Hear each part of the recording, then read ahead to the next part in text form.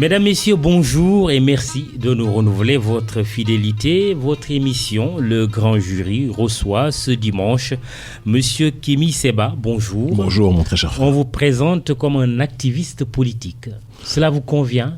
Vous savez, j'ai avec le temps pris l'habitude de ne plus tenir compte des qualificatifs ou des étiquettes. Disons que je suis quelqu'un qui voit sa terre-mère se faire piller, se faire dépouiller, et qui a décidé de ne pas rester inactif par rapport à cela.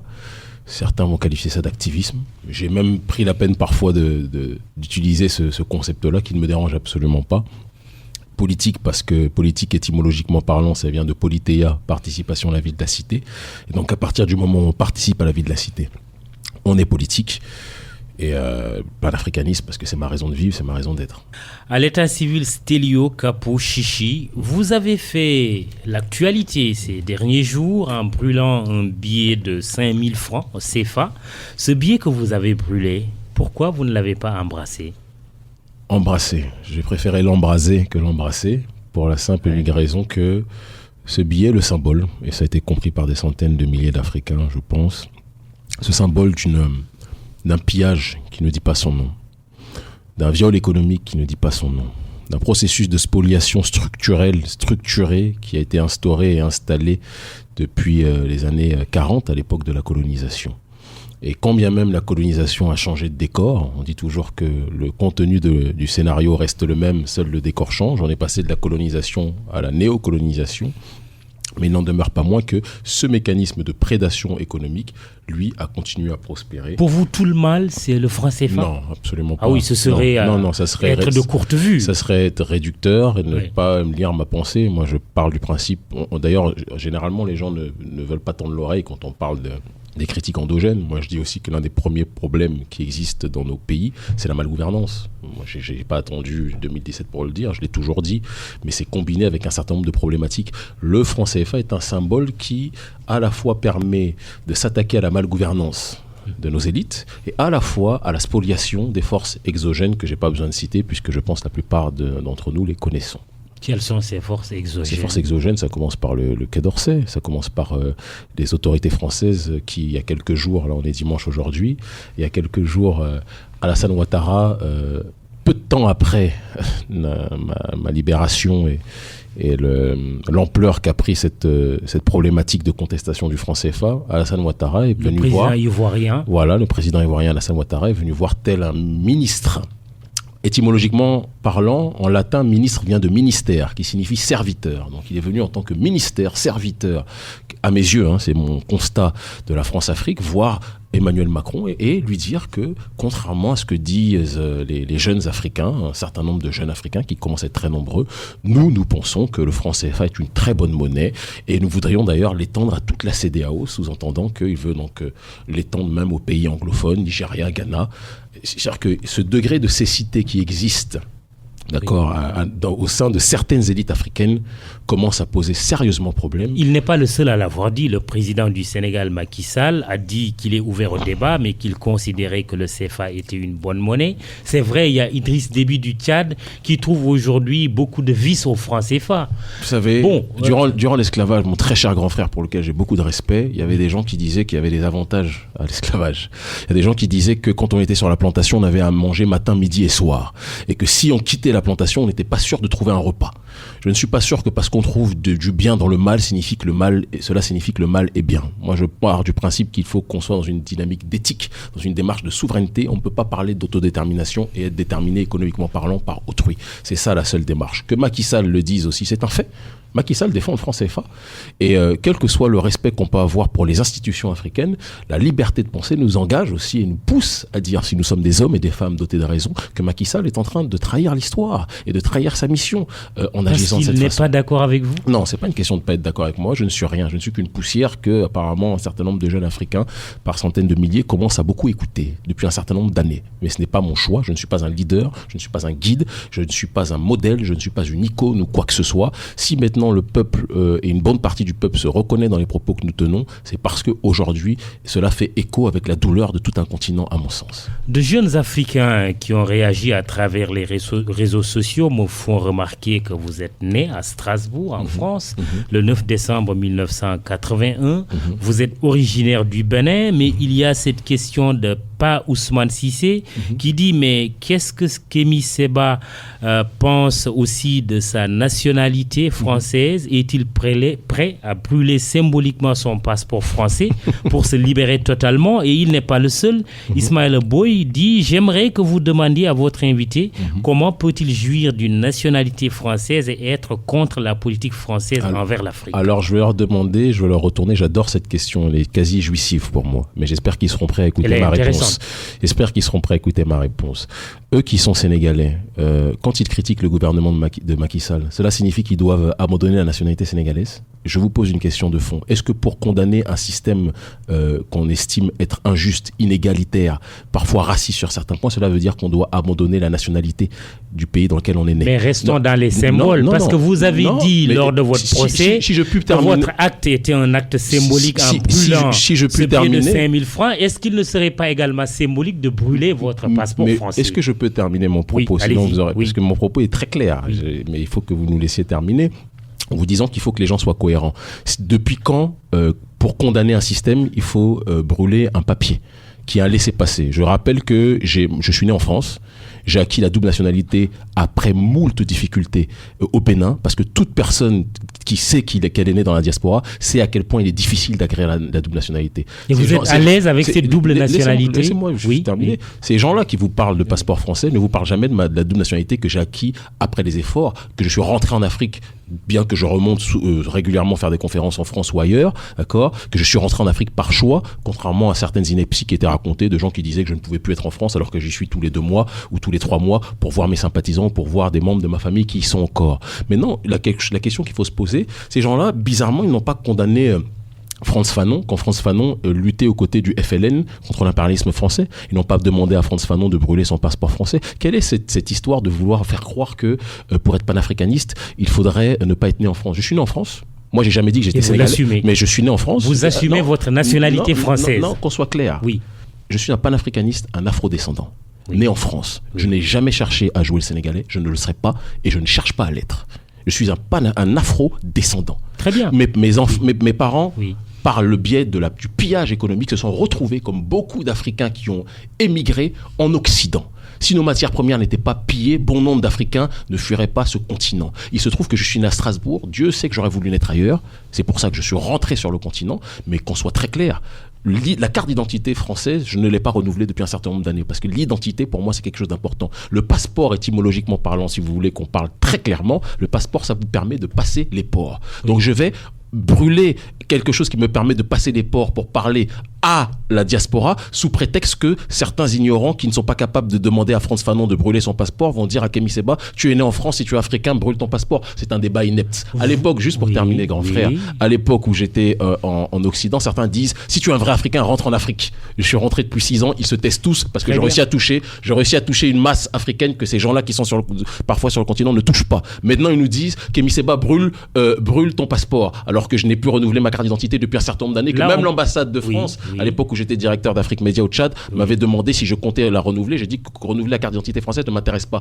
Et j'ai répondu que le passeport est une arme qui me permet de passer les ports et qui me permet de communiquer auprès de mon peuple. On n'a pas demandé à Malcolm X, quand il condamnait le gouvernement américain, de brûler le passeport américain. Ça n'a aucun sens. Permettez-moi de placer une question. Vous ne brûlerez pas votre passeport français? Il ne faut jamais jurer de l'avenir. Peut-être que je vais le brûler de manière spectaculaire dans 2 semaines, dans 3 semaines, mais ce qui est sûr, c'est que je ne le ferai jamais sous l'injonction de personnes qui agissent avec un demi-cerveau en vous disant que brûler le passeport français parce que vous condamnez la politique française, alors que ces gens-là qui passent leur temps à critiquer le gouvernement Macky Sall ne vont jamais brûler leur drapeau sénégalais. Très bien. Très bien, on vous prend au mot alors. Je pense que j'étais très clair. Mais votre passeport béninois, si vous en avez, vous permet de passer les ports aussi. Me permet de passer les ports en Afrique. En Afrique, je me sers du passeport béninois avec la CEDEAO. Et en Europe, le passeport béninois n'a pas d'utilité. Donc quand je vais voir la diaspora... parce qu'il n'a pas d'utilité. Pour aller en Europe, les Béninois qui parcourent le monde, il faut un visa. Passeport béninois, il faut un visa. Et ce que je vous fais comprendre, c'est que comme tous les Africains, vous allez chercher un visa. Non, sauf que contrairement à tous les Africains, je suis fiché. Je suis considéré comme une cible par le gouvernement français depuis très longtemps, tout le monde le sait. Je suis fiché S depuis un certain nombre d'années. Et croyez-moi que si je détruisais cette arme qui me sert justement à m'infiltrer dans un camp que je considère comme un camp impérialiste et adversaire pour parler à mon peuple, croyez-moi qu'on ne me donnerait pas de visa. Quand on mène une guerre, il faut être dans la stratégie. Oui. Et je trouve que certains font preuve d'émotion, mais de très peu de rationalité quand il s'agit d'analyser justement la manière dont je procède. Il ne faut pas compter sur Kémy Séba pour qu'il brûle son passeport français. Non, je ne brûle pas une arme qui me permet de parler à mon peuple, mais je comprends aussi derrière parfois les injonctions de certaines personnes sénégalaises, qu'il y en a qui rêveraient d'avoir le passeport français. J'aimerais bien leur donner. Vous savez, moi, c'est pas un cadeau, c'est pas une jouissance pour moi, c'est simplement un laisser-passer. Il y en a beaucoup qui n'aimeraient pas en avoir. Non, mais je parle de ceux qui passent ces critiques-là. Généralement, c'est des gens qui bavent. Vous critiquez, acceptez aussi d'être critiqué. Ah, mais moi, je souris. Oui. Regardez, je souris pour vous dire à quel point j'accepte d'être critiqué. En posant la question, ils ont souri. Et que ça me glisse sur. Ouais. Apparemment, ils sourient moins que moi parce que je pense qu'ils sont très stressés de la manière dont nous sommes suivis par la jeunesse africaine. Ça, c'est un jugement de valeur. Non, c'est un constat. Séba, le montant de la bourse familiale au Sénégal, donné à chaque famille pauvre, s'élève à 25 000 francs CFA tous les 3 mois, soit un peu plus de 5 000 francs par mois. Dans un pays comme le Sénégal, puisque vous êtes là, qui lutte contre la pauvreté, ne pensez-vous pas que votre acte puisse heurter certains? Vous savez, je suis sorti de prison depuis quelques jours. Ça va faire un certain nombre d'années que je suis en Afrique, même si je voyage partout, je suis très peu régulièrement au Sénégal. Mais j'ai jamais vu autant de témoignages d'amour de la rue, du prolétariat, d'agriculteurs, de paysans, de gens qui sont paupérisés, qui sont pauvres. Et bizarrement, la rue comprend beaucoup plus notre message que la prétendue bourgeoisie qui joue généralement les gens outrés, mais qui sont les premiers à se servir de ce CFA parce que c'est justement le symbole de leur richesse, parce que ils comptent généralement le CFA en millions quand la rue, elle, le compte avec difficulté, tout comme moi, parce que je suis beaucoup plus proche du prolétariat que je suis proche de la bourgeoisie sénégaloise, et je ne dirais pas sénégalaise, mais sénégaloise, parce qu'elle est tellement amoureuse de la France qu'elle finit par s'oublier elle-même. Donc, le symbole, il a été compris, il a été reçu 5 sur 5 par ceux qui n'ont pas beaucoup de moyens sur le continent africain. Ça, c'est quelque chose de très clair. Et après, il y a des personnes qui, parce qu'elles ont très bien compris là où on voulait en venir, préfèrent s'attarder sur le doigt plutôt que sur la lune que nous montrons. C'est leur choix, c'est leur problème, il n'y a pas de souci. Comme on dit, ça glisse. Nous, on avance. La rue, à travers Madiba Mandela, c'est comme cela qu'il s'appelle, vous demande, avez-vous fait une étude d'impact avec des données chiffrées? Si oui, quelle issue voyez-vous pour le franc CFA? Quelle solution adopter à la sortie du CFA? J'aimerais qu'on puisse avoir des débats qui sont en accord avec le réel. Mamadou Koulibaly a écrit un certain nombre d'ouvrages sur ce terrain-là. Il est membre du Front anti-CFA que je dirige. Nicolas Gbowou a écrit depuis belle lurette sur ce terrain-là. Les alternatives sont trouvées. Muammar al-Kadhafi a été tué parce qu'il avait déjà trouvé les alternatives de sortie du franc CFA. D'accord ? Il a été assassiné pour cela. Les solutions sont connues de tout le monde, sauf de ceux qui veulent jouer l'autruche. Plutôt que de comprendre que la véritable problématique aujourd'hui, ce n'est pas de s'interroger. Bien sûr que les économistes, entre eux, doivent avoir des débats contradictoires sur les solutions. Certains veulent, une sortie directe du franc CFA, non pas une sortie graduelle, avec une monnaie unique sans passer par des monnaies sous-régionales. Certains sont dans cette démarche-là. D'autres sont pour une monnaie unique continentale qui voudrait obtenir le plus rapidement possible. C'est des débats qu'il y a à l'intérieur du camp des économistes, entre Nicolas Gbowou, Koulibaly et des autres, d'accord, qui sont au sein du Front anti-CFA que notre ONG coordonne, régule et dirige. Mais au-delà de ça, la véritable problématique aujourd'hui, c'est d'être capable de faire en sorte que les présidents africains soient capables d'écouter les économistes qui sont dans cette dynamique-là de changement vis-à-vis de la question du franc CFA. La question n'est pas de savoir, est-ce que Kémy Séba, vous avez mené une étude économique? Je travaille avec des économistes. Des gens font semblant. C'est-à-dire que même les journalistes français qui pourtant passent leur temps à essayer de nous diaboliser savent que nous sommes entourés d'un certain nombre des meilleurs économistes aujourd'hui africains, anticolonialistes sur ce terrain-là. Si vous voulez maintenant avoir une analyse, moi mon rôle, c'est pas de faire du Jacques Attali. Hein. Moi c'est Kémy Séba. Mon rôle, c'est d'être un activateur politique au sein de la société civile et de mobiliser les différentes sociétés civiles africaines pour que celles-ci puissent faire remonter ce souci de contestation auprès des chancelleries africaines. Mon rôle s'arrête là. On est dans un hôpital. Oui. Dans un hôpital, il y a des urgentistes, il y a des chirurgiens, il y a des psychiatres, il y a des pneumologues, il y a des cancérologues. C'est ça la réalité. On a compris, vous n'êtes pas économiste, mais il y a des économistes africains qui trouvent des vertus au franc CFA en disant d'abord c'est une monnaie unique. qu'on en partage 8 pays de l'UEMOA, qu'on en partage certains pays d'Afrique centrale, mais aussi c'est une monnaie convertible. C'est une monnaie qui a une existence sur le plan national, sur les places financières. Que répondez-vous à ces gens-là? Mais je vous réponds la chose succulente que je vous ai répondu tout à l'heure en réitérant que durant la période même de la colonisation, de l'esclavage, durant la période de la colonisation, certains vous disaient que au moins il y a une chance extraordinaire que sous cette période d'oppression, on ait au moins une véritable stabilité, nos institutions sont bien régulées par des gens qui savent véritablement bien les gérer, etc., et qu'on risquerait de connaître un drame économique, social et politique si on passait directement d'une colonisation à un statut de décolonisation. Ce sont des débats qui sont vieux comme le monde. Le fait que le franc CFA présente des avantages n'a jamais été contesté par quiconque. Mais la question, c'est entre la grille des désavantages et la grille des avantages, il y a au milieu une barre qui s'appelle la barre de l'éthique. Les désavantages sont extrêmement importants, on le sait, et au-delà de ça, on ne peut pas parler, quand on sait que l'économie est ce qui dirige la politique, à partir du moment où vous êtes dans une dynamique de laisser votre économie être gérée par l'extérieur, vous serez dans une démarche de constater que votre politique sera elle aussi gérée non pas de l'intérieur, mais de l'extérieur. Quels sont les effets néfastes du franc CFA? Parce que vous l'avez dit, vous dites... C'est un acte symbolique que j'ai posé pour alerter l'opinion sur les effets néfastes de cette monnaie sur l'économie des pays africains. Quels sont ces effets néfastes? Avant toute chose, je vais vous poser une question. Est-ce que vous pensez qu'il est normal qu'à l'intérieur de nos banques centrales, on ait des représentants de la Banque de France qui aient le droit de veto sur les décisions économiques que nous prenons? Oui, à la BCEAO, il y a 2 représentants de la France. Est-ce que c'est normal? Qui y siègent. Est-ce que ça c'est normal? Je vous renvoie la question. La réponse est évidemment non. Et vous êtes mon aîné, je sais que vous le savez aussi bien que moi que c'est un scandale que au XXIe siècle, dans un monde où on parle plus que jamais un peu partout dans le monde de souveraineté, on accepte que la Banque de France puisse avoir le droit de veto sur des décisions économiques que nous prenons. C'est scandaleux. Le premier des avantages, le plus grossier me paraît déjà être celui-ci et me paraît même être suffisant pour parler déjà d'une nécessité de faire en sorte que notre monnaie soit frappée chez nous et non pas à Chamaillère en France. Parce que c'est quand même... On vous parle d'indépendance, on parle de célébration, de rappel de l'indépendance, et quand il s'agit de la monnaie, c'est pas grave que ce qui est le centre de gravité de notre vie politique, qui est en réalité l'économie, soit contrôlé, frappé, battu, imprimé dans l'ancienne puissance coloniale, qui est à l'heure actuelle d'ailleurs la puissance néocoloniale, et au-delà de ça, par le procédé des comptes d'opération, on puisse verser de manière extrêmement remplie, extrêmement dense, un certain nombre de nos recettes à la Banque de France. Si ça ne dérange pas certains, sachez que ça en dérange beaucoup d'autres. Et c'est la raison pour laquelle le débat du franc CFA, à l'heure actuelle, est en train de s'étendre dans toutes les couches des sociétés africaines dans la sphère francophone. Et il y a une perspective de la dévaluation du franc CFA, au moins pour les pays d'Afrique centrale. Oui, vous avez suivi cela. Bien sûr, j'en ai parlé. Qu'en pensez-vous?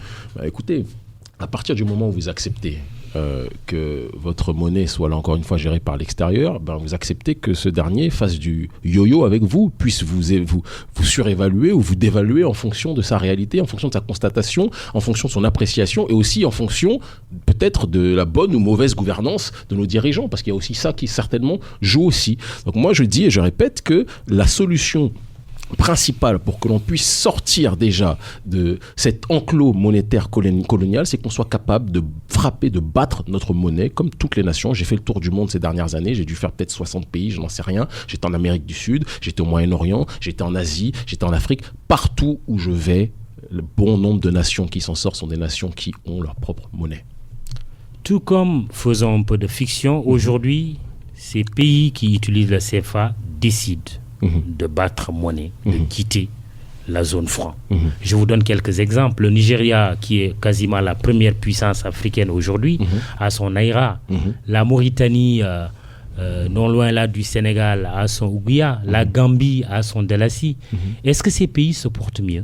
J'ai dit tout à l'heure en préambule que déjà le Nigeria, je pense que le simple fait qu'il soit la première puissance du continent africain devrait nous faire réfléchir, même si certains vont parler du fait que le Naira est une monnaie qui n'est pas une monnaie stable, etc., etc., etc. En tout cas, le Nigeria est une grande puissance sur le continent africain, bien plus que la plupart des pays d'Afrique de la zone franc, pour ne pas dire la quasi-intégralité. Par le fait de sa monnaie? Pas seulement, c'est un ensemble des choses, mais pas seulement. Mais c'est une symbolique. Vous ne pouvez pas parler de nation indépendante et prendre la monnaie de votre puissance coloniale alors que vous clamez votre indépendance. Je pense qu'il faut qu'on soit dans la cohérence jusqu'au bout. Maintenant, il y a une réalité. Je vous l'ai dit tout à l'heure, la notion de bonne gouvernance est un préalable, ou du moins est un élément autant nécessaire que la logique de battre une monnaie qui soit une monnaie battu, contrôlé, géré par nous autres. C'est évident, c'est certain. Ça, c'est quelque chose qu'on ne peut pas nier, que je ne nierai jamais. D'accord ? On ne me fera pas croire que je passe mon temps à dire que sortir du franc CFA et l'Afrique ira mieux en tout et pour tout. C'est pas la question. Mais c'est une symbolique qui est extrêmement importante de prendre en considération. La monnaie est le symbole d'une économie gérée par soi ou par autrui. Et l'économie est ce qui dessine de l'avenir politique d'une nation. Si votre économie n'est pas gérée par vous, votre politique ne sera pas dessinée par vous-même non plus. Kémy Séba, activiste politique et l'invité du grand jury de ce dimanche sur la RFM, vous avez un soutien de taille, une des icônes de la musique africaine. L'Ivoirien Alpha Blondy vous qualifie de représentant de la jeunesse africaine bouillante et consciente. Pour lui, comme pour vous, le CFA est une monnaie de la servitude. Il dit ensuite des choses qui donnent froid dans le dos. Des chefs d'État qui osent dire non à cette servitude sont menacés, voire tués. Il donne l'exemple de Sankara, de Lumumba, de Kadhafi. D'autres ont peur de dire non. Est-ce bien la situation aujourd'hui, la situation de l'Afrique ? Mais c'est une réalité. C'est-à-dire que, bon, déjà, je passe toute mon affection à mon grand frère. C'est pas simplement un soutien ponctuel récemment, c'est quelqu'un avec qui j'entretiens des relations. C'est un aîné, c'est un ami et c'est un protecteur aussi. Alpha Blondy, je peux aussi saluer Tiken Jah Fakoly, qui est un frère, les Nicolas Anelka et tous ces autres qui nous soutiennent fortement depuis un certain nombre d'années, publiquement ou à l'ombre, ou les frères Jacques Dodou Fati, d'autres buteurs de l'équipe du Sénégal que je ne citerai pas, mais qui se reconnaîtront. Quelle autre icône africaine que vous souhaiteriez voir vous soutenir dans ce combat ? Non, vous savez, nous, le soutien qui compte le plus, c'est le soutien de la rue, et je pense qu'on commence de plus en plus à avoir un peu partout sur le continent africain. Je parle du standard de notre ONG qui a explosé. On commence à avoir un soutien et un succès d'estime, un soutien extrêmement massif, c'est ça qui compte. Maintenant, après, quand on a des aînés dans la galaxie artistique ou autres qui sont là, ou des frères qui sont là dans cette démarche-là, c'est toujours positif aussi, et on leur passe toute notre affection. Maintenant, quand... Est-ce vrai maintenant qu'il y a des chefs d'État africains qui ont peur de dire non à cette monnaie ? Bien sûr. Non, bien sûr, ça c'est bien parce sûr. Parce qu'ils auraient peur pour leur portefeuille, pour leur fauteuil. Ils auraient d'abord pour leur portefeuille, ça c'est certain. Ils auraient peur. Beaucoup de présidents ont peur de se retrouver menacés, de se retrouver déstabilisés. Est-ce nécessaire d'être dans la dominée ? Moi, j'essaie de ne plus être, contrairement à certaines personnes qui passent leur temps à venir nous insulter dans les médias des Français parce qu'ils pensent que c'est ainsi qu'ils gagneront en notoriété. Moi, je ne suis pas dans une démarche d'attaquer de manière ad hominem. Je ne veux pas. Je respecte mes aînés, sauf cas exceptionnels où véritablement certains ont dépassé les limites, mais la plupart des présidents qui vous disent qu'ils sont contre la sortie du franc CFA sont des gens qui ne le font pas parce qu'à mon avis, parce qu'ils le pensent profondément, mais parce qu'ils savent que dès lors qu'ils se lanceront dedans, ils seront dans une situation de déstabilisation. Et j'ai parlé de cela avec des autorités au Tchad qui elles-mêmes partagent cette réflexion, cette vision, c'est évident. Oui, on a entendu le président Déby aujourd'hui critiquer le franc CFA. Et le président Déby sait que dès lors que vous le critiquez, vous êtes dans une situation compliquée. Il en est très conscient et la plupart des présidents africains en sont conscients aussi. Et certains lui disent on t'aime bien, mais le franc CFA, on ne va pas se mettre dedans, on a déjà trop de problèmes. Ah oui, vous êtes reçu dans des palais africains. Je ne vais pas rentrer dans les détails, mais j'ai été reçu clairement par des ministres du président Déby, oui, qui nous apprécient profondément, qui ont même participé à nos mobilisations contre le franc CFA, oui. Déby est aujourd'hui un allié de taille pour vous. Comme je vous ai dit, j'étais reçu par ses ministres, j'ai pas été reçu par lui. Voilà, donc je ne me permets pas de parler d'alliés de taille ou pas, mais ce qui est certain, c'est que je pense qu'on tire dans le même sens sur bon nombre de points à l'heure actuelle. Justement, Alpha Blondy met un bémol. Il estime qu'il faut faire des dirigeants africains des alliés, partenaires. Ne pas tomber dans le piège de l'attaque du diviser pour mieux régner. Le combat, selon lui, doit se faire avec la tête et non avec le cœur. Encore moins avec des insultes. Parlant de vous, il lâche. Je ne suis pas toujours d'accord avec lui. Savez-vous sur quoi ? Vos méthodes, quoi exactement ? Non, mais on ne peut pas parler de méthode. Alpha est un artiste. Je suis un activiste politique, je suis un chroniqueur TV, on ne fait pas le même métier. Donc on ne peut pas parler de différence de méthode ou pas. C'est une différence, parfois, c'est mon aîné. C'est des discussions qu'on peut avoir régulièrement sur un certain nombre de points. Sur tel point, il va me dire que je peux être quelqu'un qui cogne fort. Alors il va dire en privé qu'il aime bien, et sur d'autres points il va dire que non, bon, peut-être que tu as été trop fort, etc. Ce sont des histoires d'appréciation. Mais ce qu'il dit là, dans ce point-là, vous parlez de bémol, il n'y a aucun bémol, parce que c'est exactement ce que je viens de vous dire. Moi je ne suis pas dans l'attaque ad hominem. C'est exactement ce que je viens de vous énoncer là. Et la démarche qui est la nôtre est une démarche de faire en sorte que les présidents se sentent dans l'obligation d'être avec la rue, et non pas d'être contre cette dernière comme le fait, et sur ce coup je vais être dans la dominem mais pas dans l'attaque, comme le fait M. Alassane Ouattara. On est dans une démarche de faire en sorte que le bruit de la rue revienne aux oreilles des chancelleries. C'est la dynamique qui est la nôtre. Je sais qu'il y a bon nombre de personnes qui sont aujourd'hui tellement dans la douleur, dans la tristesse et dans l'asphyxie politique qu'ils finissent par stigmatiser de manière systématique les présidents. Vous ne m'entendez pas, sauf cas exceptionnel, parler de cela ou le faire. Il m'arrive de critiquer l'attitude, par exemple, du président Macky Sall lorsqu'il parle du franc CFA. Vous ne m'entendez quasiment jamais, en dehors de ça, parler que ce soit Patrice Talon, Macky Sall ou les autres, hein, toutes les personnes qui sont dans cette démarche de soutenir cette monnaie, mais nous souhaitons ardemment avoir ces aînés avec nous, parce que ce sont nos grands frères. Oui, mais justement, avez-vous le sentiment d'être un pestiféré?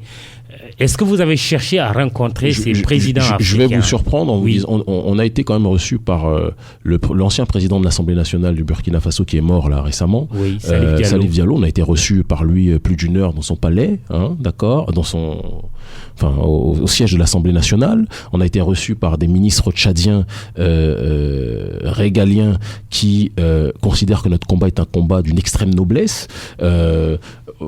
On a 2 autres destinations dont je ne vais pas parler pour l'instant parce que je préfère qu'on les fasse d'abord, après on en fera le compte rendu. On commence à être écouté par bon nombre de gens, et au-delà de ça, il y a bon nombre de responsables de cabinets qui nous contactent d'un peu partout sur le continent africain, dans les pays de la zone franc. Et mais qui ici au Sénégal? Non, au Sénégal, je pense qu'il y a un vrai problème. Mais je pense réellement que les autorités sénégalaises, qu'on soit clair, si on doit faire un classement à l'heure actuelle des nations qui sont les plus liées à la France-Afrique, il faut qu'on parle clairement, qu'on arrête la langue de bois. De toute façon, je n'ai jamais de langue de bois.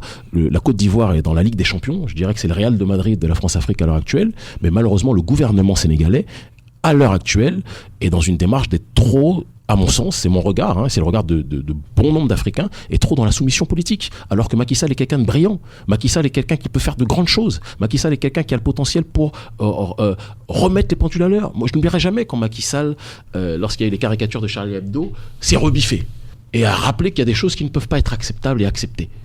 Mais pourquoi est-ce qu'il est capable de faire dans la démarche spirituelle, il n'est pas capable de le faire dans la démarche de la vie sociale, de la vie politique pour son pays et pour nos pays? Ce sont ces questions-là qu'il faut se poser. Vous espérez être reçu par le président? Non, moi je souhaite rien. Vous savez, je n'ai pas...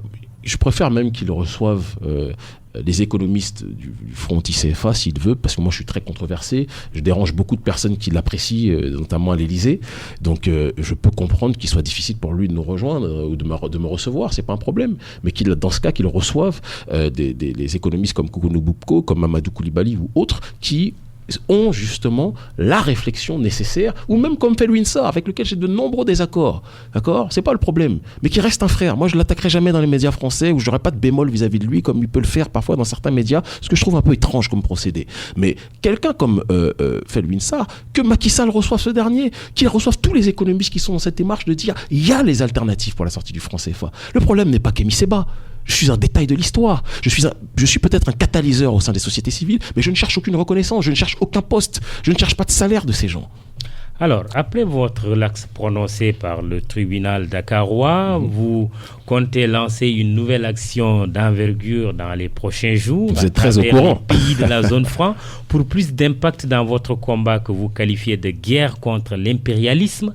Quelle est cette action de grande envergure et comment allez-vous vous y prendre? On va être très clair. On a constaté une chose, c'est que à travers l'acte récent qu'on a posé et le déchaînement hystérique de la BCEAO, d'accord, via ses avocats, et notamment un de ses avocats qui a tenu des propos pathétiquement xénophobes au tribunal, hein, qui ont été d'ailleurs relayés par la presse ivoirienne qui a été très objective sur ce terrain-là, où il disait si vous n'êtes pas content, vous n'avez qu'à retourner au Bénin. Bon, j'étais triste de ne pas entendre cet avocat se plaindre par exemple des touristes sexuels français qui viennent prendre des petites de 15 ans au Sénégal à Sali pour faire des choses que je ne dont je ne parlerai pas à la radio, mais Ouais, qui est le attaque mais abdominale, qui oui. non, j'ai pas cité le nom de l'avocat, j'ai dit l'avocat de la BCAO. Ils étaient plusieurs, j'ai pas dit lequel. Et qui, par contre, sont dans cette démarche de me dire de rentrer dans mon pays, au Bénin. Moi, mon pays, c'est l'Afrique. D'accord ? Non, votre pays, c'est la Non, France. Non.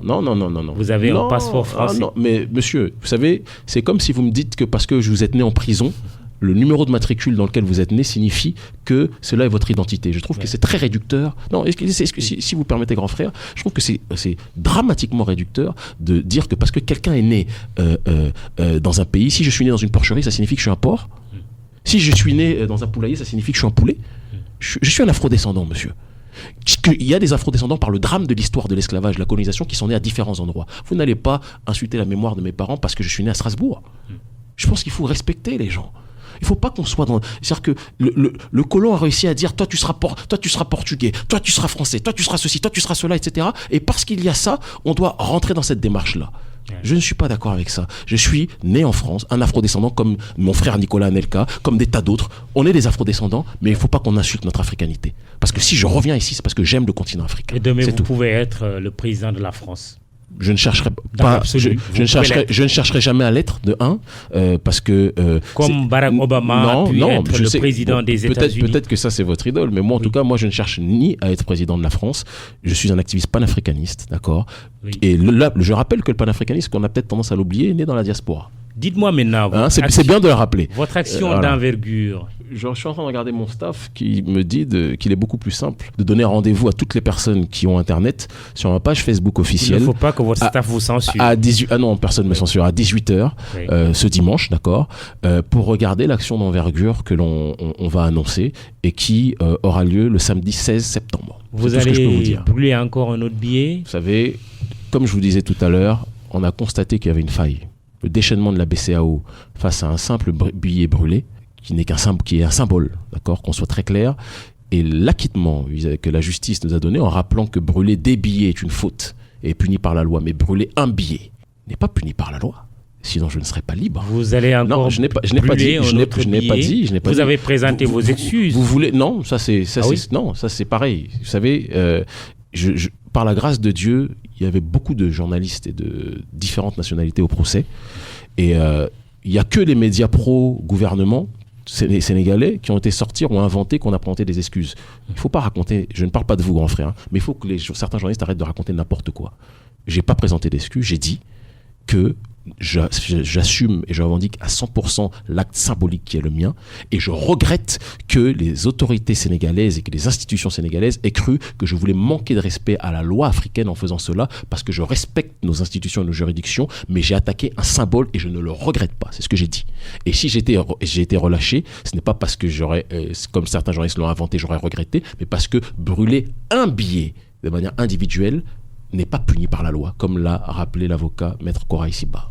Est-ce que vous êtes prêt à refaire le même geste? Je suis prêt à faire tout ce qui permettra à l'Afrique de se libérer du joug de cet esclavage monétaire. Et ce sera votre action d'envergure dimanche? Non, vous voulez faire du retour vers le futur, mais je vous dirais simplement, grand frère, que je suis prêt à faire tout ce qui permettra au continent africain de se libérer. Je n'ai pas dit que ce sera forcément brûler un billet, même si brûler un billet de manière individuelle n'est pas puni par la loi, sinon je ne serai pas dehors, mais on fera ce qui est le plus adéquat vis-à-vis de la manière dont le couple Macron-Ouattara viennent d'agresser la jeunesse africaine en leur disant que le franc CFA non seulement est une bonne monnaie, mais que nous allons l'étendre à toute la CEDEAO. C'est une provocation qui mérite une réaction alors que la CEDEAO de la jeunesse a un africaine. projet de monnaie unique. Justement, qui pourrait même s'appeler ECO. C'est qui montre à quel point en 2020, c'était l'horizon qui avait été fixé. Même si là récemment ils ont repoussé de quelques années et non plus à 2020 ce projet-là. Oui. Mais pour revenir à Alassane Ouattara, cela vous montre à quel point Ouattara méprise même ses propres pairs. Parce que être capable d'aller à contresens de ce qui est énoncé, et annoncé et prévu par la CEDEAO pour rassurer le président français, je trouve ça scandaleux. Et quand on sait parce qu'il faut aussi revenir sur une chose, Ouattara n'est pas quelqu'un de bête. Le président Alassane Ouattara est un aîné, c'est quelqu'un qui a beaucoup étudié, mais à quoi sert d'étudier autant si c'est pour raconter autant comment dirais-je, de contresens vis-à-vis des intérêts de notre souveraineté? C'est une question de fond que l'on doit se poser, grand frère. Quels sont les atouts du continent africain. Je vous pose la question parce que votre combat peut aussi paradoxalement faire croire que l'Afrique est un continent maudit, que rien de bien n'y est réalisé, qu'il n'y a pas de leadership transformationnel nulle part. Est-ce que votre combat ne peut pas accréditer cette idée, la façon dont vous menez votre combat? L'espoir qu'on suscite atteste justement que on montre que l'Afrique est pleine de potentialités. Je pense que l'Afrique est le terreau des plus grandes potentialités de la planète. Non pas parce que nous sommes supérieurs aux autres. Ça me fait rire d'ailleurs quand j'entends certains guignols raconter dans la presse française que nous serions des adeptes du suprémacisme. Je ne sais pas ce qu'un Africain prolétarisé peut parler en termes de suprémacisme. Suprématie de quoi vis-à-vis de qui? Par contre, ce qui est certain, c'est que nous avons sur le terrain des ressources humaines, des potentialités illimitées. La jeunesse africaine est l'une des jeunesses les plus brillantes qui existent sur cette planète, l'une des plus inventives, l'une des plus créatives, qui ne veut juste qu'une seule chose, que l'on puisse mettre à sa disposition un certain nombre de moyens et d'infrastructures pour qu'elle puisse exprimer son potentiel. Mais nous disons qu'en attendant que les dispositions soient mises dans nos mains, ce qu'on va faire, c'est que ce que les élites africaines ne font pas pour le peuple le fera lui-même. Que fera le peuple? Vous le verrez le 16 septembre. Le 16 septembre. Le 6 septembre ou le 16 septembre? Je vous ai dit le 16 septembre. Le 16 septembre. 16 septembre. Moustapha Kamal Ndao dit, mais est-ce qu'il n'y a pas une alternative autre? Il vous demande même, est-ce que vous avez une alternative quand lui, il fait remarquer que le problème, ce n'est pas la monnaie, c'est peut-être la productivité et la bonne gestion. Mais, grand frère, je pense que toutes les personnes qui m'ont écouté depuis le début de l'émission ont entendu que j'ai parlé de malgouvernance. Mais dire que le problème, ce n'est pas la monnaie, pour moi, c'est faux. La monnaie fait partie du problème, mais n'est pas le seul problème. Moi, c'est ce que je dis. Je pense qu'il faut qu'on arrête de penser que chacun a la solution définitive ou être dans un absolutisme précis. Il y a des gens qui se battent pour la bonne gouvernance. Il y a des gens qui se battent pour une bonne écologie. Il y a des gens qui se battent sur la problématique de la monnaie. Il y a des gens qui se battent contre la pauvreté. Il y a des gens qui se battent contre la prostitution. Toutes ces problématiques sont des problématiques qui font partie de la Politeia, participation à la vie de la cité. Moi, je n'ai pas dit, je ne me suis pas levé un matin. C'est certaines personnes qui se crispent parce que peut-être qu'elles sont un peu stressées de voir le nombre de gens qui nous suivent, mais qui disent que oui, ils pensent qu'il est le seul à avoir la solution. Nous n'avons jamais dit que nous étions les seuls à avoir la solution, ni que le problème auquel nous attaquions était le seul problème de la Terre. Ce n'est pas vrai, mais il faut qu'on s'interroge sur les raisons pour lesquelles cette thématique suscite autant d'engouement au sein de cette jeunesse africaine. Il faut qu'on se pose ces questions, grand frère. Et ça ne fait pas de nous des gens qui détenons la seule solution. Nous sommes des frères qui font partie d'un hôpital dans lequel, l'hôpital c'est le panafricanisme, dans lequel il y a différents services, des urgentistes, des chirurgiens, des pneumologues, et tout le monde doit jouer son rôle. Y a-t-il des leaders qui transforment, auxquels vous vous identifiez aujourd'hui en Afrique? Moi, transforment positivement, bien sûr. Moi, j'aime beaucoup Winnie Mandela. Winnie Mandela? J'adore Winnie Mandela. Ah ouais? Oui, j'adore. Beaucoup plus que Nelson. Moi, j'adore Winnie Mandela. Beaucoup plus que Nelson Mandela. À titre personnel, c'est une question de sensibilité. Je sais que l'Occident nous dit que c'est Nelson qu'on doit aimer. Moi, j'adore Nelson aussi, qu'on soit très clair. C'est un très grand homme. Et moi, j'ai une préférence pour Winnie Mandela. Pourquoi? J'ai le droit. Parce que c'est une combattante qui a toujours dit qu'il n'y aura pas de bonheur en Afrique du Sud tant qu'il n'y aura pas de justice sociale. On s'est empressé de faire la paix, mais on n'a pas établi le processus de justice sociale de telle sorte que quand la bourgeoisie blanche a perdu le pouvoir entre guillemets politique, elle a gardé le pouvoir économique. Le pouvoir politique a été pris par la bourgeoisie noire qui travaille avec la bourgeoisie blanche, mais c'est toujours le prolétariat noir qui souffre, avec même quelques prolétaires blancs. Et Winnie Mandela avait fait partie de celles qui le comprenaient. J'adore aussi Julius Malema, qui est un ami, qui est un frère que j'aime beaucoup, d'accord. Et au-delà de ça, il y a des gens qui peuvent être appréciés, des personnes même comme Rasbat qui dans son sérail fait un travail qui est honorable, et puis il y a plein de personnes dans la société civile qui font un travail honorable. Je pense qu'il ne faut pas qu'on fasse preuve d'hypocrisie en disant qu'il n'y a aucun bonheur, aucun leadership, rien qui ne se fait. Ce n'est pas vrai. Certains vous accusent d'être raciste. Ils ont le droit. De prôner le racisme noir. Ils ont le droit. Ils ont même le droit de dire que je suis un martien ou que je viens de Jupiter. Vous savez, dès qu'un Africain prône l'estime de soi, l'impérialisme appelle cela de la haine parce qu'il a été habitué à programmer l'Africain pendant trop longtemps pour que celui-ci se déteste lui-même. Si aimer les siens, dire que je préfère mes sœurs africaines, que je les trouve magnifiques et que je préfère mes sœurs africaines aux occidentales, ça fait de moi un raciste. Dire que si je préfère que le continent africain pense d'abord à lui-même, à l'unité avec les siens plutôt que l'amour démesuré vis-à-vis des autres, si c'est ça être raciste, j'accepte volontiers cette étiquette, ça ne me dérange pas et je suis un méchant raciste qui bizarrement n'est pas un anthropophage, je ne mange pas les blancs, il y a plein de blancs qui apprécient notre combat, il y a des arabes qui apprécient notre combat, il y a des sud-américains qui apprécient notre combat, il y a des asiatiques qui apprécient notre combat, il y a des russes qui apprécient notre combat. Alors je sais pas de quoi je suis raciste, peut-être des tulipes ou des chenilles, je ne sais pas, mais je pense que les personnes qui nous parlent de ça sont des gens qui ont trop regardé France 24, mais il faudrait qu'ils peut-être qu'ils puissent laver leur logiciel intellectuel et adapter la réflexion du réel en fonction de ce qu'ils constatent par rapport à nos actions dans le fond et dans la forme et pas simplement en surface. Pourtant, votre mouvement, la tribu K que vous aviez créé en décembre 2004, a été dissous en 2006 en France après le meurtre d'Ilan Halimi, Kémy Séba, c'est-à-dire vous. On vous a accusé d'avoir menacé dans un courrier adressé à des associations juives de s'en prendre physiquement aux rabbins français si ces organisations avaient l'envie d'effleurer ne serait-ce qu'un seul des cheveux de Youssouf Fofana. Et il y a une autre déclaration que vous avez faite, peut-être qui montre, permettez que je termine, okay. Peut-être qui montre qu'il y a un glissement dans votre combat. Vous-même dites: j'ai abandonné le prisme limité, le prisme de frustration de l'afrocentricité pour m'élever vers le prisme plus universel, plus juste, plus réel et plus rationnel du panafricanisme. Ça fait 10 ans que j'ai dit ça. L'ethnocentrisme appelle à se centrer sur soi en s'opposant aux autres. Oui. Mais ça fait 10 ans que j'ai dit ça. Donc, je pense que est-ce qu'il n'y a pas un glissement dans vos prises de position après ces accusations de racisme? Non. La preuve, c'est qu'on me taxe d'antisémitisme. La preuve, c'est qu'on me taxe de raciste alors que je dis ça il y a 10 ans déjà. Donc, ce qui prouve très bien qu'il y a un deux poids, deux mesures dans la réflexion. Mais je veux revenir sur votre liste. Vous êtes un très grand journaliste et donc je pense qu'il est bien qu'on ne sorte pas les propos de leur contexte. L'organisation Tribuka n'a pas été interdite parce qu'on a pris la défense de Youssouf Fofana. C'est pas vrai, ça sont des raccourcis journalistiques, grand frère.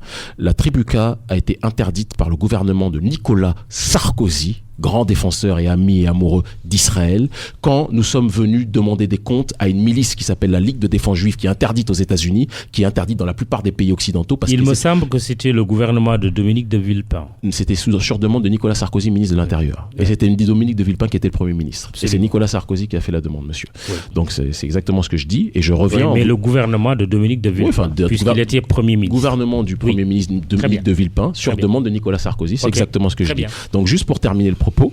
d'ailleurs, c'est Nicolas Sarkozy qui est venu sur le terrain, c'était pas Dominique de Villepin qui est venu à la rue des Rosiers. Et je termine en vous disant que qu'est-ce qui s'est passé ? On était parti demander des comptes à une milice raciste, extrémiste, qui poignarde des Africains, qui tabasse des Africains. Ça, TF1 n'en a pas parlé, France 24 n'en a pas parlé, d'accord ? Elle avait tabassé des éboueurs noirs en se disant que Youssouf Fofana, sale nègre, les Juifs auront ta peau et tous les nègres qui te ressemblent, on s'occupera de ces derniers. C'était ça le message. Il y a eu des rafles anti-noirs lors de ces manifestations. Youssouf Fofana, pas le footballeur, l'ancien footballeur. Non. Voilà. En commémoration de la mort d'Ilan Halimi, du pauvre Ilan Halimi, auquel nous compatissons. C'est une âme humaine comme les autres et donc il n'y a pas de problème dessus. Et nous avons dit, suite à cela, nous sommes venus chercher cette milice. Quand elle nous a vus, elle a couru et la rue s'est ouverte comme la mer Rouge parce que ces gens-là sont capables de poignarder des Africains à 10 contre 1, mais quand ils viennent à 30 contre 30 ou à 40 contre 40, ils fuient. Et nous avons dit à ces responsables associatifs qui tolèrent les propos racistes et les agressions racistes de la Ligue des défenses juives et qui acceptaient qu'on dise Youssouf Fofana, sale nègre, les Juifs auront ta peau, nous avons dit une chose: si Youssouf Fofana est coupable, jugez-le en tant que criminel. C'est que s'il est jugé comme criminel, il n'y a aucun problème parce que celui qui tue un innocent doit être puni et on ne soutiendra jamais Youssouf Fofana. La preuve, Youssouf Fofana a essayé de nous contacter. On a dit que nous, on ne parle pas avec les criminels. Si t'es criminel, on ne parle pas avec toi. On a dit qu'on prend on est sur le principe qu'on ne doit pas te juger en tant que sale noir. Oui. Qu'on te juge en tant que criminel. Si on te juge en tant que sale noir, tout le monde, tous les Africains qui défendent la cause noire rentrent dans la danse. C'est dans cette situation-là que les choses se sont opérées. Et je pense qu'il était très important de rappeler ce contexte que les ignorants qui nous qualifient généralement, je ne parle pas de vous évidemment, d'antisémites, répètent des médias parce que les seules choses qui les intéressent, c'est les médias français, sans faire leur propre recherche. Ça n'a jamais été notre démarche. Et pour revenir sur maintenant l'afrocentricité, je le dis et je le répète, j'étais dans une dimension à l'époque, le kémitisme, sur lequel on peut parler, qui est issu des thèses de Cheikh Anta Diop. J'ai pris du recul dessus. Bien évidemment, j'ai pris du recul il y a 8 ans de cela, il y a un certain nombre d'années de cela, parce que je pense qu'il arrive un moment où il faut aller au-delà de la nécessité d'être centré sur soi et regarder le monde dans sa complexité, dans sa globalité. Et je ne regrette rien du passé, parce que c'est ce passé qui m'a permis d'être celui que je suis aujourd'hui. Mais je dis qu'un homme se constitue d'hier, du présent et de demain. Et aujourd'hui, notre dynamique est une dynamique depuis un certain nombre d'années de résistance à l'impérialisme, de résistance à le colonialisme, et nous donnons la main à toute personne dotée de raison, quelle que soit sa couleur de peau ou sa religion. Replongeons dans le passé, ou peut-être c'est toujours le présent, la France-Afrique. Le temps de la France-Afrique est révolu. C'est ce qu'avait dit François Hollande, président de la France, succédant à Nicolas Sarkozy. La France-Afrique est révolue. Elle est clairement présente, la France-Afrique. Je pense que tout le monde le sait. Aussi bien mes frères, d'ailleurs, auxquels je passe la paix. J'ai oublié de leur passer la paix, alors je leur avais promis que je le ferais. Aux frères de Rebeuss qui m'écoutent au moment où on parle, notamment à mon frère Cassé, que j'aime profondément, au frère Alexandre Mendes, à tous ces autres détenus qui vivent dans des conditions concentrationnaires exécrables, dans une prison où les droits de l'homme, je pense, ont quitté les lieux depuis très longtemps, en l'occurrence la prison de Rebeuss. Et au grand frère Ali Fassal, que j'ai rencontré et qui m'a pris dans ses bras et que j'apprécie profondément. Et qui aussi. vous a dit quoi? Qui m'a dit que je suis un libre penseur et qu'il me soutenait. Voilà, il est toujours, lui, là-bas, vous êtes sorti. Il est là-bas et j'espère qu'il sortira très prochainement. Et je pense que c'est une question de temps. Ah bon? Qu'est-ce qui vous le fait dire? Je ne vais pas rentrer dans des détails, mais on connaît des avocats en commun. Beaucoup de gens pensent qu'il va sortir très prochainement. Ouais. Très bien, on verra la France-Afrique maintenant. Donc on revient sur la France-Afrique en vous disant que la France-Afrique est extrêmement présente. La présence de la France au Mali en est l'une des plus belles illustrations. La base Barkhane au Tchad en est l'une des plus belles illustrations. La France n'a jamais été aussi présente que depuis ces dernières années sur le continent africain.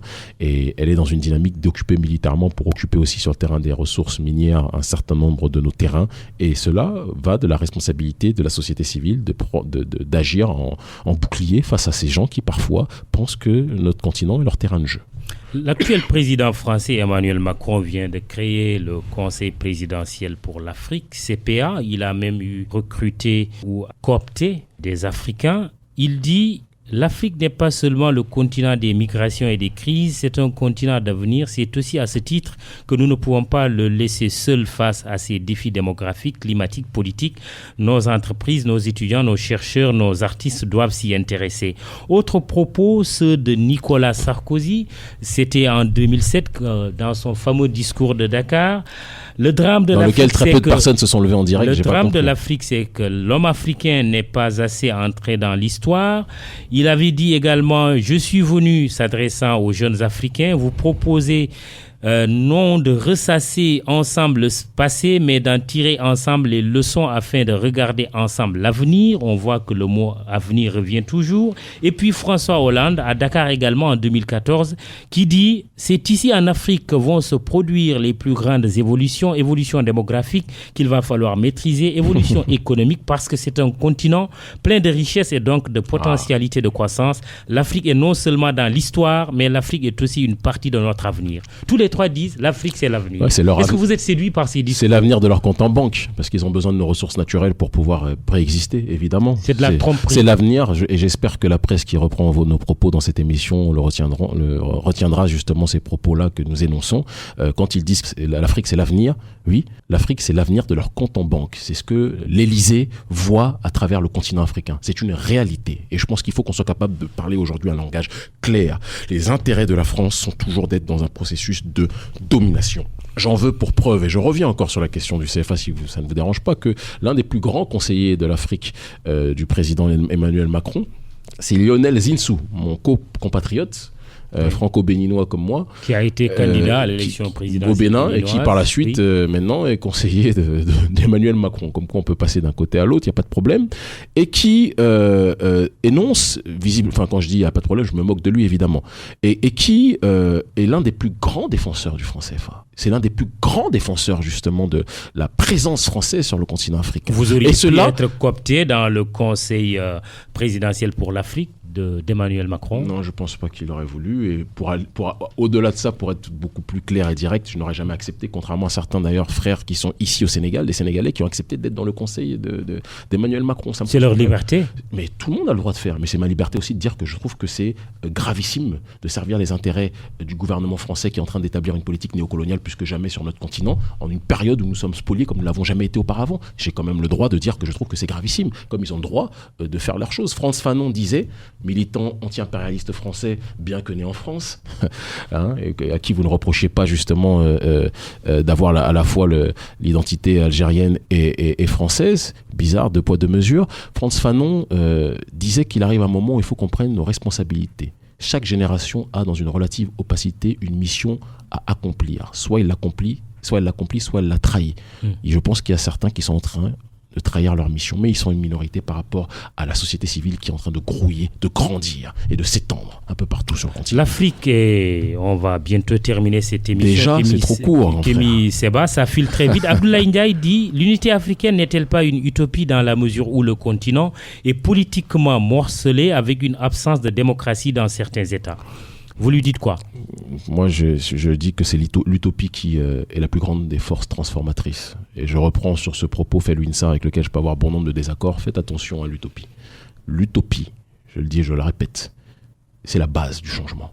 Il faut quelqu'un qui est capable qui est dans une démarche de voir grand, qui a la capacité de voir au-delà des carcans, au-delà des limites, pour qu'on puisse être capable par la suite de matérialiser cette idée et de l'appliquer sur le terrain plus que jamais. Donc, quand quelqu'un vous dit que l'Union africaine est un rêve, les gens qui vous disent ça oublient que l'Union européenne, qui n'est pas un modèle sur bon nombre de points, ou que même les États-Unis, qui avaient beaucoup moins de points communs que nous, les États-Unis ou l'Union européenne ont été capables de s'unir. C'est le monde des grands ensembles. Pourquoi le continent africain ne serait pas capable? On refuse toujours au continent africain ce qui est accepté partout dans le monde. Il y a un moment où il faut qu'on se pose des vraies questions. Nous sommes des défenseurs du continent. Nous sommes plus nombreux que ceux qui veulent notre division. Nous n'avons pas beaucoup de moyens. Nous sommes prolétarisés. Certains sont en prison, certains n'ont pas de moyens, certains sont mis de côté. Et c'est la bourgeoisie, la plupart du temps, qui défend le statu quo. La bourgeoisie africaine qui aime trop ces situations où elle peut dépenser justement de manière extrêmement orgiaque les moyens démesurés qu'elle a, mais ceux qui n'ont rien à perdre et sont prêts à tout pour que ce changement arrive, et il arrivera d'une façon ou d'une autre. Le terrorisme, quelle est votre réflexion sur ce sujet? Moi, je pense au premier terrorisme qui est à l'Élysée. Parce que je pense au premier terroriste qui est à l'Élysée, quand je vois aujourd'hui comment la Libye a été détruite par le gouvernement français en priorité. Oui. On vous parle de Daesh, on vous parle de ces cinglés qui parlent au nom de Dieu, mais qui ne connaissent pas Dieu à mon sens. Après, c'est mon point de vue, d'accord, qui tuent au nom de Dieu. Mais les premiers terroristes sont ceux qui sont venus détruire la Libye de Kadhafi, d'accord, pour déstabiliser le continent africain. Et par la suite, le terrorisme est en train de gangréner l'Afrique. Grâce au terrorisme originel, qui est le terrorisme avec lequel certains présidents sont en train de traiter. Vous soutenez le terrorisme? Je ne soutiendrai jamais le terrorisme. Je le condamne intégralement et pas de manière partielle. C'est pour ça que je condamne le terrorisme des fous de Boko Haram, le terrorisme des fous de Daesh, et je condamne le terrorisme de l'Élysée, qui est le néocolonialisme français. Vous vous êtes converti à l'islam?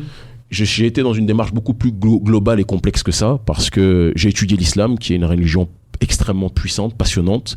Je suis allé jusqu'aux textes et aux études de René Guénon, je ne sais pas si vous le connaissez, qui est l'un des plus grands métaphysiciens, et je me considère beaucoup plus comme un traditionnaliste africain qui étudie tous les livres révélés, et à l'intérieur des livres révélés, l'un des livres les plus puissants, c'est le Coran que je vois, mais je suis un traditionnaliste africain, béninois, donc étudiant notamment le Vodun. Je suis dans la métaphysique de manière globale. Votre religion est une religion universelle? La métaphysique, le vaudou est le vaudou est une tradition, et la métaphysique est une dimension universelle qui dépasse le cadre des couleurs de peau et des clivages. Kémy Séba, activiste politique, merci d'être venu à l'émission Le Grand Jury. Activiste politique panafricaniste né en France. Très bien. Et qui, comme Frantz Fanon, n'hésitera pas à condamner une nation dans laquelle il est né, mais qui, si elle se comporte mal, n'hésitera jamais à dire qu'elle se comporte mal, tout comme un Sénégalais a le droit de condamner le gouvernement sénégalais sans pour autant qu'on le force à brûler sa pièce d'identité. Je précise que cette émission a été enregistrée vendredi soir, ce qui fait que certains sujets d'actualité qui sont passés après ont pu nous échapper. Émission Le Grand Jury présentée avec un immense plaisir par Mahmoud Ibra Kane, à la technique Aliouba, digital manager Maguette Koulibaly. Dans un instant, le journal de midi. Bon dimanche, rendez-vous dimanche prochain et surtout Dewanati à l'occasion de la fête de Tabaski. Au revoir.